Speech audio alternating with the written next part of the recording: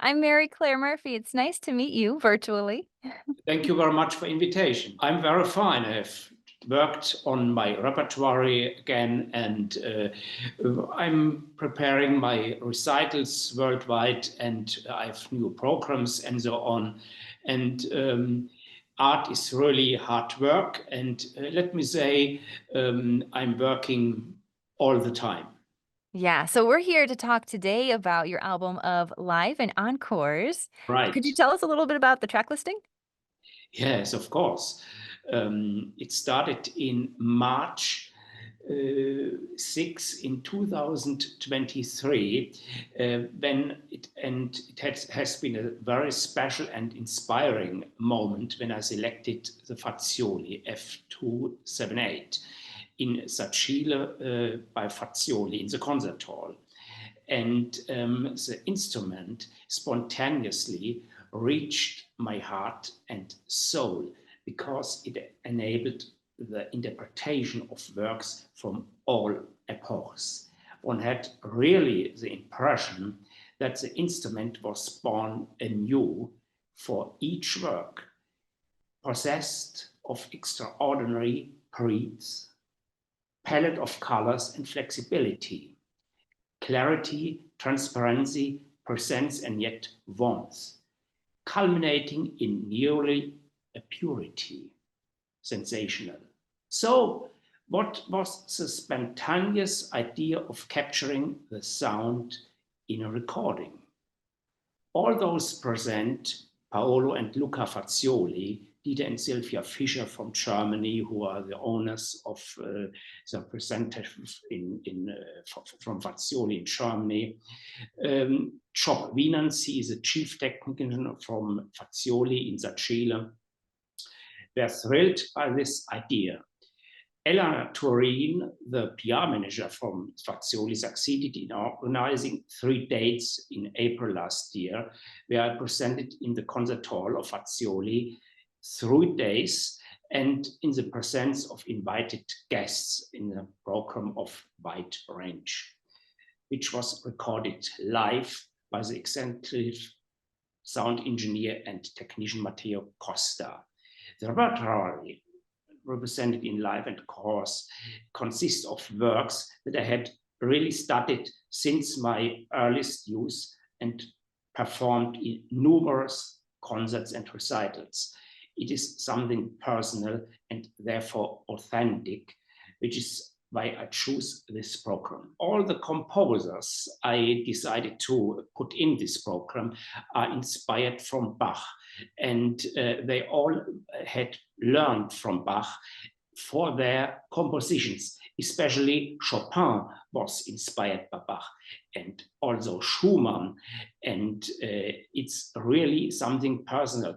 And let me say, and to point out, Mendelssohn, he was this composer who is responsive and responsible for the rediscoverment of Bach, because he performed and reperformed in 1829 the Matthäus Passion in Leipzig.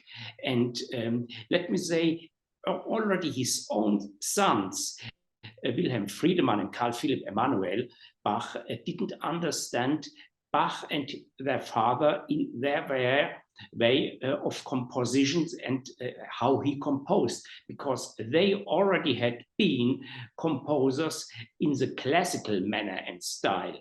And let me say, for them, Bach, they misunderstood, and for them, Bach really had been outdated. I've heard you described before as being like a stylistic chameleon, like you're constantly changing the way you play to fit the music or the composer that you're playing. What are some of the changes or considerations you have when you're performing with regard to the style? Yes, absolutely. It's a complete difference whether you perform live or you perform, let me say, in a studio, and or you record it in a studio. To perform live, I'm inspired by the electricity of the auditorium and the publicity, and I feel each listener in the audience, and I give back this electricity, and it's like inspiration for me. To work in a studio, it's something completely different, because you make changements and so on, and let me say, it can be lastly something of a construction, but to play live in the audience and for the audience, it's really something personal. And on this recording, live and of course, there are no cuts. And it's really this way I have played, and you see how I've played. Yeah, it sounds like it really captures that authenticity that you bring to the performance. I'm curious to ask a little more about the encores. And actually, I've wanted to ask a performance pianist this, kind of a burning question of mine, but what do you feel like makes a good encore? And especially the encore is inspired in the last manner of the audience, and you have to feel what they want to hear. Let me say, after a real explosive way of the composers you have performed for them, it can be something for them that you make an uplifting for the publicity and the auditorium in the last day. And therefore, encores are selected in a very, very special way and manner. And you have to lift up. So, do you have a repertoire of encores specifically, and you decide in the moment which one you want to play, Yes, or oh, you yes, do? Okay, just yes, reading the audience. of course, yes. But it has to be my encores I'm playing and performing in deepest manner and way in coherence to the other works I've already performed in this recital. Yes, it mustn't be in complete difference and something new. The encores you have to perform have to be in the way you for the auditorium what you have performed before. This all is such an interesting conversation. I'd love to learn more about just you in general and a little bit of your backstory. Maybe what got you into piano in the first place. Let me say I've born with the piano, and to my birth, my grandmother already had bought a Steinway, and already in my age of 2 and 2.5, I could play on this piano, and I could play by memory all the chorals in church I have heard, for example. And this is a way that music and the piano itself, the concert grand, had been a part of my life in all ways and all times. I was also reading, correct me if I'm wrong, but I found this fascinating. I read that you're a professional scuba diver Right. too. That's not your doppelganger or something, right? That's you. I have really um, dived all over the world in the Oh. oceans. And I'm a member of the professional association PADI, and I'm a PADI master instructor. And I've really much experience all over the world in the sea. And, it's a very special and inspiring moment for me, because I'm a synesthetic, and the colors of the underwater world are inspiring me and give me a reflection here on the piano. And I see the colors and I transform them into music and the colors of the sounds.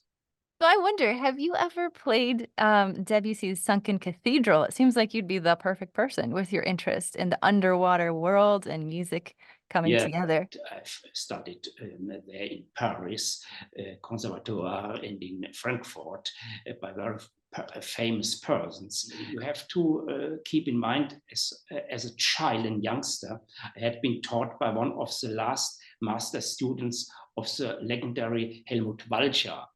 He's a very, very famous organist and specialist for Bach. And I completely had been affected by this style of insight into Bach and the internal structures of music itself. This method of regarding the independent coherence of all the voices of a composition gave me a special comprehension and insight of Bach and his philosophy. Lastly, one can say that I have been growing up with Bach, and even to this day, Bach really cannot be seen, understood, and interpreted from an isolated point. Bach has to be explored as a part of something complete, unique, and universe, as an aspect of, let me say, human realism.